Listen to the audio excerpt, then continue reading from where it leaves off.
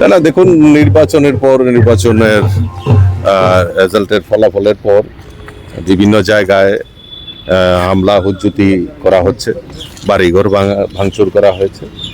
তো এখানে কয়েকজন আমাদের সহকর্মী সমর্থকরা এখানে আছেন, তাদেরকে দেখার জন্য আমরা এসেছি এবং তাদের সঙ্গে আলোচনা হয়েছে, কথাবার্তা হয়েছে। মাননীয় মুখ্যমন্ত্রীর সঙ্গে কল্যাণীদি এবং আমাদের ভাইস প্রেসিডেন্ট সবার সঙ্গে কথাবার্তা হয়েছে, আলাপ আলোচনা হয়েছে। আমরা ইতিমধ্যেই মাননীয় মুখ্যমন্ত্রী পশ্চিমবাংলার প্রচারে আছেন, উনি হয়তো খুব সম্ভবত আজকে ফিরে আসছেন। আসার পর আমরা আরও উচ্চ পর্যায়ে আমরা বৈঠক করব এবং তারা যাতে বাড়ি ঘরে নিরাপদে যেতে পারে তার যাতে সুব্যবস্থা করা হয় এবং তার ব্যবস্থার জন্য আমরা কথা বলছি এবং আগামী দিন তাদেরকে অবশ্যই বাড়ি ঘরে পাঠানো হবে এবং তারা যাতে নিরাপদে থাকতে পারে তার ব্যবস্থা, ল অ্যান্ড অর্ডার, সেটা দেখবেন। মাননীয় মুখ্যমন্ত্রী আশ্বস্ত করেছেন সেই ব্যাপারে, আবার টেলিফোনে আমার সঙ্গেও কথা হয়েছে। তো আমরা চাই তাড়াতাড়ি তারা বাড়িতে ফিরুক এবং তাদের যেভাবে তাদের, আমি একটা জিনিস অবাক হলাম যে আজকে থানসা আমরা বলছি, কিন্তু থানসাদের উপর আক্রমণ সংগঠিত করছে। এটা একটা কি ধরনের রাজনৈতিক পরিমণ্ডল তৈরি হয়েছে এবং সেটা আগামী দিন কোন জায়গায় গিয়ে দাঁড়াবে। তো তার থেকে আমাদের বিরত থাকতে হবে এবং সবাই যে আমরা যে এক ত্রিপুরা শ্রেষ্ঠ ত্রিপুরার কথা বলছি, সেখানে সবার মিলিতভাবে, সেখানে জাতি জনজাতি সকল অংশের মানুষের মেলবন্ধনের মাধ্যমেই এই ত্রিপুরাকে সমৃদ্ধশালী করতে হবে, এই স্লোগানকে সামনে দিয়ে আমরা এগিয়ে নিতে চাই। এটাই আমাদের মূল্য। নির্বাচন তো সন্ত্রাসের ফলে কয়টা শেল্টার ক্যাম্প হলো এবং কতজন আশ্রিত রয়েছে সারা রাজ্যে? তা দেখুন, গতকালকে আমি পার্লামেন্টে ছিলাম, গতকালকে আমি ফিরে আমি আমাদের যারা টিম অলরেডি নির্বাচনের পরের থেকেই আমাদের প্রণজিৎ সিংহ রায়, টিঙ্কু রায়, মিনিস্টাররা নেতৃত্ব এবং পার্টির নেতৃত্ব তারাও ঘোরাঘুরি করেছেন বিভিন্ন জায়গায়। আমার কাছে এখন অবধি যেই জায়গায় যেটা খবর রয়েছে, এখনও 5-6 জায়গার মধ্যে রয়েছে।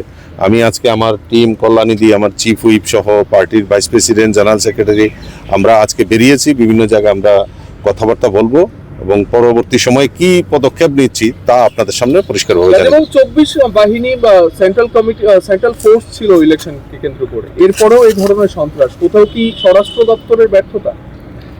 না, ব্যর্থতা তো কোনো ব্যাপার নেই। ব্যর্থতা যদি হতো তাহলে তো তাদেরকে নিরাপদে নিশ্চয়ই সরিয়ে আনার সম্ভব হতো না। এটা আমাদের ব্যর্থতার কথা আমি বলছি না, কিন্তু আমার যেটা দরকার, নিরাপত্তা ত্রুটি রয়েছে বা এমুক রয়েছে, সেটা বড় জিনিস না। তো এই জায়গাতে ঘটনা কেন ঘটলো সে ব্যাপারেও মাননীয় মুখ্যমন্ত্রী গোচরে আছেন এবং উনি আজকেই সম্ভবত নতুবা কালকে একটা উচ্চ পর্যায়ের বৈঠক সেখানে বসবেন। আমার সঙ্গে একবার টেলিফোনেও কথা হয়েছে, কিছুক্ষণ আগেও কথা হয়েছে এবং যারা দোষী, যারা এই সমস্ত কাজ করে, তারা তো তারা ত্রিপুরার এবং জনজাতিদের বিকাশ চায় না, এইরকম ভাব নিয়ে তারা তাদের এই সন্ত্রাস সংগঠিত করেছে। প্রত্যেকটা ঘটনার পেছনে কি ত্রিপুরা মথারই হাত রয়েছে? অবভিয়াসলি তারা যেভাবে সন্ত্রাস করেছে, তো এটার পরিণাম কি হবে তারা বুঝতে পারে না। যখন আবার অ্যারেস্ট করা হয় তখন আবার রাস্তা রুকো করে বসে থাকেন। তো এইভাবে তো চলতে পারে না। ল অ্যান্ড অর্ডার সরকারে থাকা সত্ত্বেও কর্মীদের শেল্টারে আশ্রয় দিতে হচ্ছে, মনোবলে কিছুটা ভেঙে যাচ্ছে ওদের, দুঃখ সরকারে থেকেও কেন ওদেরকে বাড়ি ছাড়তে হচ্ছে? না, এটা তো বড় জিনিস না। বড় জিনিস হলো, দেখুন, নিরাপদ আশ্রয় নেওয়া, আর সরকার তো আজকে সরকারের পার্ট। আমি তো প্রথমেই বলেছি যে আমাদের নির্বাচনের পরে যখন এই সমস্ত ঘটনা ঘটছে, আমাদের নেতৃত্বরা বেরিয়েছেন, বিভিন্ন জায়গায় কথা বলেছেন, দেখেছেন এবং আজকেও আমি পরিদর্শনে বেরিয়েছি এবং আমি আবারও বলছি যে তাদেরকে অতি সত্বর তারা যাতে বাড়িতে যেতে পারে তার ব্যবস্থা গ্রহণ করা হচ্ছে, পার্টির তরফ থেকে গ্রহণ করা হচ্ছে। আর মনোবল কোনো সময় ভারতীয় জনতা পার্টি এই ঠুনকু রাজনীতি করে না।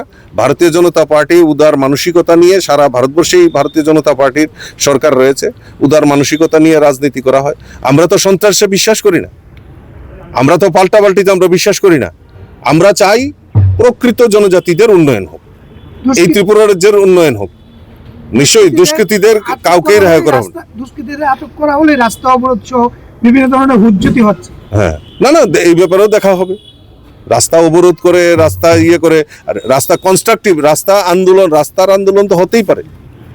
আমরাও রাস্তায় আন্দোলন করেছি, তো রাস্তায় আন্দোলন হতে পারে, কিন্তু তার জন্য একটা দোষী যারা অন্যায়কে প্রশ্রয় দেওয়া, তাহলে যারা অন্যায় করে, অন্যায়কে যারা প্রশ্রয় দেয়, তারা সমদোষে দোষী।